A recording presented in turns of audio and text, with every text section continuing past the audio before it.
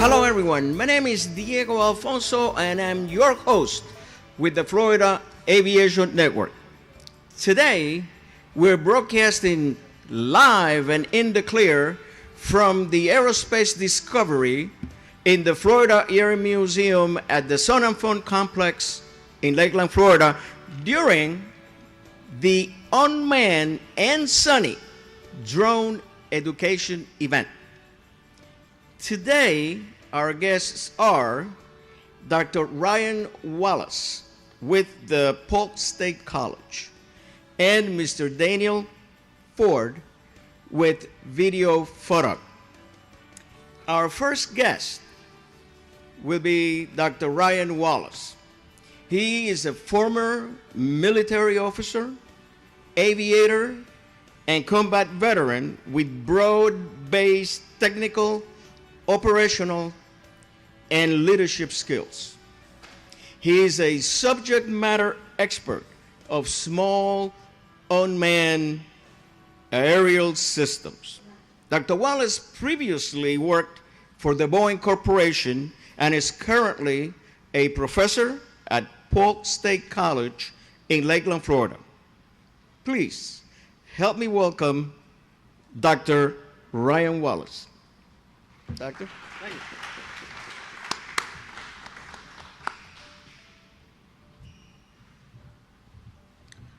Thank you, Diego, and it's a pleasure to be here for Unmanned and Sunny.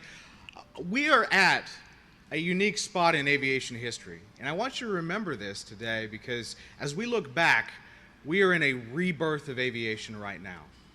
As we see drones start to take to the skies, we're going to find that aviation is not going to look the same as it does today, or that we remember it from 10 or 20 years ago.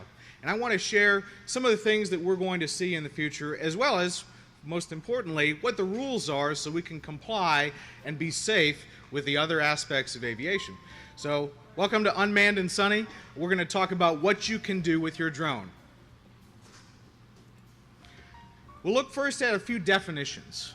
What are some important definitions we need to understand? And we'll talk about the rules for 3 different types of aviation that we can do with these unmanned aerial systems. We can either fly for fun, we can fly for education, or we can fly for money. How many people out there currently own a drone? Anybody? All right, so there's a handful of folks that have already gotten in to the drone, either business or hobby type of aviation, and you'll be able to learn what you can do with your drone today. Finally, I'll leave you with a few resources that you can use, and we'll open it up for questions after the second presentation so we can answer most of your questions. First of all, we're going to look at some definitions, and I'm not a big fan of calling the unmanned aircraft systems drones. I think it doesn't fully appreciate what the unmanned aircraft systems actually do for us, but well, let's talk about what the FAA says that they are. They're basically aircraft that are operated without the possibility of manned intervention on board the aircraft. And when we think about this, the military has actually been doing this for several years. They use that for targeting type practice. We now see that there's unmanned aircraft systems today that are doing many other aspects of civilian, military, and governmental work, and we'll talk about those in just a minute. The unmanned aircraft system not only includes just the vehicle, and sometimes you might hear it unmanned aerial vehicle, the actual object that takes flight, but it also includes the ground equipment and all of the other equipment associated with it. And it can also include any of the attachments, the accoutrements, the sensors, and other aspects of the system. So that's what we call an unmanned aircraft system, is the holistic view of what all of those things are. And then we also have to look at model aircraft. How many people have ever flown a model aircraft before? Okay, so quite a few people have flown a model aircraft. And so when unmanned aircraft systems came to be, there was a great deal of confusion about what is the difference between an unmanned aircraft system and a model aircraft. And to be honest with you, that has very much created a blending between these two systems. And it really comes down to what purpose are you flying it for? And we'll talk about exactly what that means. But model aircraft, ultimately, they fly in the atmosphere, they're flown within visual line of sight of the individual, and finally, most importantly, they're flown for hobby or recreational purposes, which is really how you tell the difference between the two. This becomes pretty important a little bit later. There are many different applications for unmanned aircraft systems. And for those interested in starting a business with a UAS, you're going to find that this is going to become very quickly a lucrative market because the options right now are to either conduct it manually or with an aircraft, vice a UAS, which can very much simplify, hasten, and make the prospects of whatever operation is being conducted much less expensive. And so just to give you a couple of examples of what this might include, we could use it for videography or media. You'll hear a little bit about that from Dan in just a few minutes. You can use it for real estate, marketing. You can also use it for education. There's many discussions now to be able to integrate drones into education. We'll talk about how you can do that either at your school or your educational institution. NASA is currently using several drones today for climatology. They have a drone or an unmanned aircraft system that is used to fly into hurricanes and evaluate the strength, the atmospheric pressures, and so on of various components of weather and hurricanes. It can be used for insurance purposes. One of the unique aspects of drones can be even used for rooftop evaluations after a storm. Utilities are now starting to use drones to evaluate the capabilities and also damage to the different components of electrical systems, pipelines, and so on. And mapping and surveying can be easily done by using information from unmanned aircraft systems. More recently, we also see law enforcement starting to adopt unmanned aircraft systems for any number of different aspects, to and including accident reconstruction, criminal investigations, and even traffic control. Well, now we get into the difficult part, which is the rules. What can we do with our drone? Well, basically the rules stem from two aspects of legislation that have been recently passed. One is the FAA's Modernization and Reform Act of 2012. This is the initial legislation that talked about drones. Ironically speaking, it was only 6 pages long. So there really wasn't a great deal out there about drones. There are 3 sections in the FAA's Modernization and Reform Act that apply. You've probably heard of Section 333, or someone holding a 333 exemption. Section 333 allows the Department of Transportation to determine whether or not a drone operation is safe if it's a small unmanned aircraft system, basically under 55 pounds. Section 334 allows us to use the drones for public aircraft operations. This basically means federal entities or state entities that are recognized government subsidiaries. And finally, Section 336 is the use of drones for model aircraft operations, to be able to use drones for hobby and for fun. We're going to talk a lot about that today. What you're probably most interested in is the changes that have been incorporated by 14 CFR Part 107, which was recently released by the FAA on June 21st and is known as the Small Unmanned Aircraft System Rule. This completely changes how we operate for unmanned aircraft systems. Let's look first at flying for fun. Basically, flying for fun is governed by Section 336 of the the FAA Modernization and Reform Act. And what this does is it allows you to use unmanned aircraft systems just for hobby and recreational use. In other words, you don't get paid. Also, it requires that people operate within the safety guidelines of something known as a national community-based organization. The FAA recommends the Academy for Model Aeronautics as one example of these types of organizations, and those organizations provide safety recommendations for how best to use your model UAS for hobby purposes. I'll show you some other reasons in a moment about why this membership is important. It's important to note that under most circumstances, hobby and recreational use of drones should be under 55 pounds. However, there are provisions to use larger drones, and as you saw on the previous slide, some model aircraft have really gotten fairly large that can exceed that 55-pound requirement. It's also important to note that safety in the national airspace system as a result of drones is a big concern for both the FAA as well as pilots operating in the national airspace system.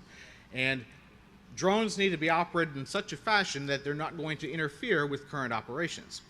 As a result of that, there are certain requirements which we'll overview in just a few moments. But generally speaking, there are restrictions to operating within 5 miles of an airport, the first of which is notification of the airport operator, and if the airport operator does not want that operation to take place, the expectation is that the operator of the drone will comply with that, although it is very much turning into not so much a permission, but an advisement. So that's really the provisions for flying for fun. There are some specific operational limitations, and those operational limitations include that all drones have to be registered. The reason that we register drones is to ensure that if the drone causes damage or an accident, that the owner can be held responsible. And so it's really a responsibility thing. At the end of the day, the most unmanned aircraft systems are relatively inexpensive. They may range from $50 to $100 to as much as several $1,000s. So the reason the FAA requires that registration is to hold operators accountable for what they do. Additionally, a 400-foot above ground level cap was placed on all unmanned aircraft operations to keep the aircraft at a relatively low altitude as not to interfere with other operations taking place in the national airspace system. Additionally, although not required, the FAA recommends the use of observers. In other words, people to assist the primary operator of the drone to keep them away from places that they don't want the drone to go, either invasive to property on the ground, people that are not a part of the operation, or other aircraft. Additionally, the drone has to adhere to various airspace limitations. So there are certain rules that come with different levels of controlled airspace. And to keep it simple, the busier the airspace, the more restrictive the rules are. The goal is to keep drone operations as much as practical into uncontrolled airspace, Class G airspace, although there are provisions in some cases to fly them in controlled airspace, which we'll talk about more in the commercial operations segment. And it's important to note there are certain areas that drones can't be operated at all. They can't be operated over stadiums. You've probably heard several examples on the news where drones were operated over stadiums, or even in Washington State when a drone was operated over a carnival ride, it ended up falling and destroying a table on the ground. There's actually another instance where a drone fell out of the sky at a parade in Seattle, Washington, and injured a woman. So there is a lot of danger associated with these drones, and it's important for us to mitigate those dangers when we're flying for fun. And finally, this goes without saying, but obviously not to operate the drones under the influence of any sort of a substance such as drugs or alcohol. As I mentioned before, one of the organizations that helps to sponsor many of the UAS operations is the Academy for Model Aeronautics. I highly recommend, if you have any intention of operating your drone for hobby or recreational purposes, that you become a member of this organization for several reasons. The first and foremost is that it's a recognized national community organization that meets the requirements that the FAA has for operation of hobby and recreational purpose drones. Additionally, it's free for youth. Anyone under the age of 19 during July of that respective year receives a membership for free, opening it up to high school students and college students. Additionally, and probably the most important aspect of drone operations under the AMA's rules, is it provides liability insurance. If you are operating under the AMA's rules and from a site that they approve, you are eligible for $2.5 million in liability coverage in the event your drone ends up injuring or causing property damage. And finally, it opens up access to thousands of different sites around the country to be able to fly your drone safely in areas that have already been scouted and evaluated for safety impacts. One of the things that you can do as a hobbyist flyer is to use an application provided by the FAA called the Before You Fly app. This application is available to both the iPhone as well as the Android versions and can be used to evaluate where you're at and whether or not that operation can be successfully accomplished in that area without restriction. There are different modes that you can use this in, but ultimately it is a safety mechanism that can be used to allow you to fly safely.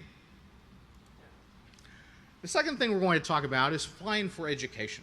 Many teachers want to incorporate drones and the unmanned aircraft systems into their classrooms. On May 4th, the FAA released an interpretation that makes this easier, and that ease now falls under the Section 336 rules of the FAA Modernization and Reform Act. What this does is it allows teachers to use drones in their classrooms and treat it as flying under hobby and recreational rules, meaning that there's no licensure required and that they need only apply and use the drones under the restrictions that I previously mentioned for hobby and recreational purposes. Additionally, there are some additional requirements that suggest that the student needs to be the primary operator of the drone, and that, generally speaking, most operations can be performed with the exception of flight instruction or any drone flight that is conducted for a compensated purpose. And the FAA uses the broadest possible definition of compensation when it comes to unmanned aircraft systems. What you're probably most interested in is how can I use unmanned aircraft systems and fly for money? This is governed by two different sections of the law. The first of which is the FAA's Modernization and Reform Act, Section 333. We call this a 333 exemption, an exemption to the current FAA's Modernization and Reform Act for airworthiness and certain operational restrictions which are issued through a Certificate of Authorization or a COA. Now, it's important to note that this particular provision is largely defunct.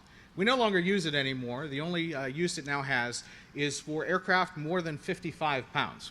So if you have an aircraft more than 55 pounds that's a UAS, you'll still go through this process, but all small unmanned aircraft systems are no longer governed by this rule.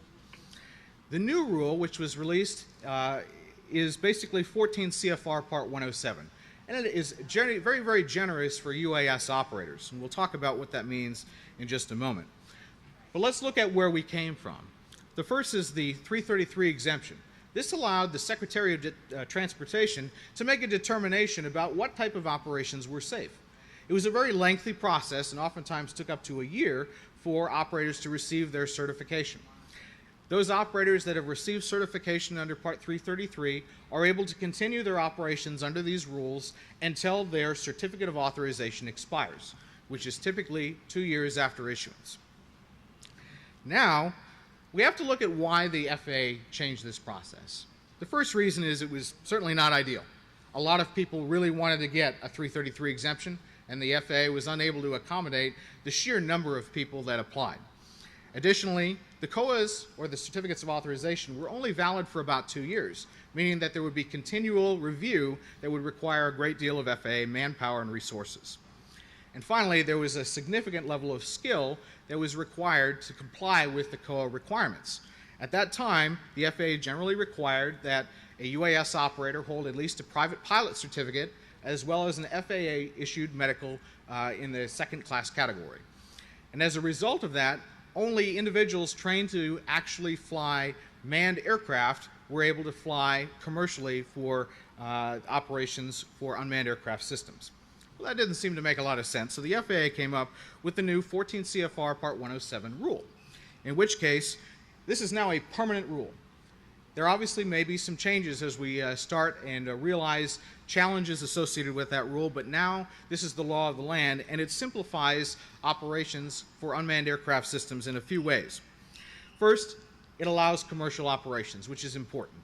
Second, it creates new certification for pilots. So there is now a remote pilot operator certificate which can be obtained, which validates an individual's level of knowledge to be able to safely operate unmanned aircraft systems. There is no longer a requirement for a medical certificate. And finally, there is no airworthiness requirement. And even though I say there's no requirement for a medical or airworthiness, the onus is on the individual operating the UAS to be able to self-certify that they are medically qualified and capable, as well as the aircraft is airworthy to be able to perform the operation that they're going to perform. So it really opened a lot of doors and put the responsibility on the operator where it should be. Let's talk briefly about the remote pilot certificate. The remote pilot certificate doesn't require a flight exam. It merely requires a knowledge test that's administered at an FAA written exam facility or a testing center, very similar to a traditional pilot written exam. And additionally, going through that process vets the individual through the Transportation Security Administration in the same way that they vet pilots. It's a very simplified process, and I'll show you some of the topics that are covered on the next slide.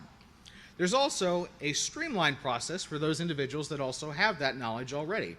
That knowledge, anyone with a pilot certificate that exceeds a student pilot certificate can take an online exam. It doesn't have to be at an FAA testing center, and obtain the same certification. One of the provisions, though, is that that pilot has to be current with their current flight review within the last 2 years. If you're interested in some of the information or the knowledge requirements for that particular exam, you can see them listed on the slide provided.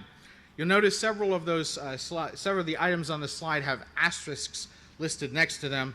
The asterisks are the only knowledge requirements for pilots that choose to transfer and use the pilot certification with their flight review for certification. So those coming in with no knowledge have a few more knowledge requirements than previously certificated pilots. But the knowledge is exactly what you'd expect. It primarily focuses on regulation, emergency procedures, knowledge of airspace, different effects of drugs and alcohol, maintenance and pre-flights, and so on. And this is obviously available to you to be able to download later. When we talk about flying for money, there's also a few provisions that the Part 107 rules dictate. The first of which is the aircraft has to be under 55 pounds. And this is at time of takeoff. So if it's carrying, for example, agricultural application products that are going to be dispensed, no more than 55 pounds at time of takeoff. Additionally, it can't exceed 100 miles an hour, and it must remain within line of sight of the operator. The line of sight can be augmented by things like prescription glasses, but not by binoculars, and there's no what we call point of view, which is looking through the iPhone or the camera device that the device is using to fulfill that line of sight requirement. So it's important to note that. Additionally, the FAA prescribed weather requirements to have at least 3 miles of visibility, as well as no more than 400 feet above ground level. That 400 feet is relatively important because it's not just 400 feet above the ground, but also 400 feet above any obstacles. So for example, if you have a tower that is several hundred feet high, within 400 feet of the tower, you can also proceed up and above that 400 additional feet because that is considered an obstacle.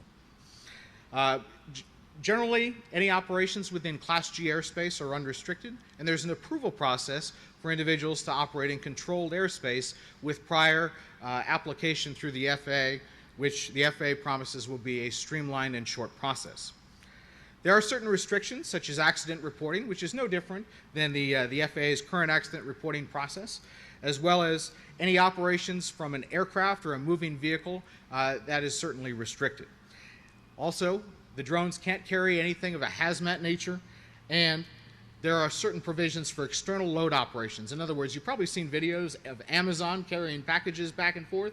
That can be done, but there's restrictions to do it. And finally, we can't use it for the interstate transportation as it is currently written. It's important to note that the FAA didn't write the rules in stone. They offered several different methods for pilots to show that they can comply with an equal level of safety. And the FAA does this through the Operational Waiver Program under 14 CFR. So you can obtain a certificate of waiver if you can demonstrate as an operator that you can operate the drone in the same safe manner with the restriction in force. And you can see that there are several different parts of Part 107 that are waivable. It's important to note that before you go out and take your drone and say, hey, I'm available for hire, there's a little more to it than that. And it's important that you comply with both the state and federal requirements that apply to businesses, such as registration within your state, as well as providing legal notice or obtaining a business license. And you can see just a hasty review of some of those provisions here. I highly recommend, if you're interested in starting a drone business, that you consult with an attorney, and I've listed 2 prominent aviation attorneys here locally in the state of Florida that have an excellent understanding of unmanned aircraft systems and the rules that apply to those unmanned aircraft systems. Additionally, this is very important as well, regardless of whether or not you're flying a drone for money or for fun or for education, there is a requirement that the drone be registered. And it's required for any aircraft or any drones that are between 0.55 pounds and 55 pounds. A failure to register can have significant consequences, to and including fines up to $27,500. So don't get caught with an unregistered drone. There's a $5 fee to register, and it's relatively inexpensive. You'll be provided a registration number from the FAA, which you will then document and write on your drone, again, so that your flights can be traced back to you in the event that the drone is lost. And finally, a failure to register has significant consequences, as I mentioned before. In summary, we looked basically at the definitions of unmanned aircraft systems, and unmanned aerial vehicles, and also model aircraft. We looked at the rules for evaluating flying for fun, flying for education, and also flying for money. I've got several resources that are available in this presentation. If you're interested, you're welcome to email me. And we're going to defer questions until the end of the second presentation. Here you can see an overview of the many resources that I've provided to you. If you have any questions, please feel free to email me. I want to leave you with this. The FAA predicts that by 2020, there will be more than 7 million drones in the National Airspace System. 4.3 million will be hobby and recreational drones, and 2.7 million will be for commercial applications. This is new, and this is a rebirth of education through drones and a rebirth of aviation itself. As a result, we should all be proud of what the FAA has done, and ultimately, we are stepping into a new future. Thank you. Thank you, Dr. Wallace, for that wonderful presentation. I'll tell you, I've been in aviation for 50 years, and I never thought that the day would come where we're going to be listening about this, about things flying with nobody flying in them. So we have gone a long way. So I feel a lot better that way. We'll come to that point where we're going to take a short recess, and then we're going to continue. So we'll see you in a little bit. Just stay put.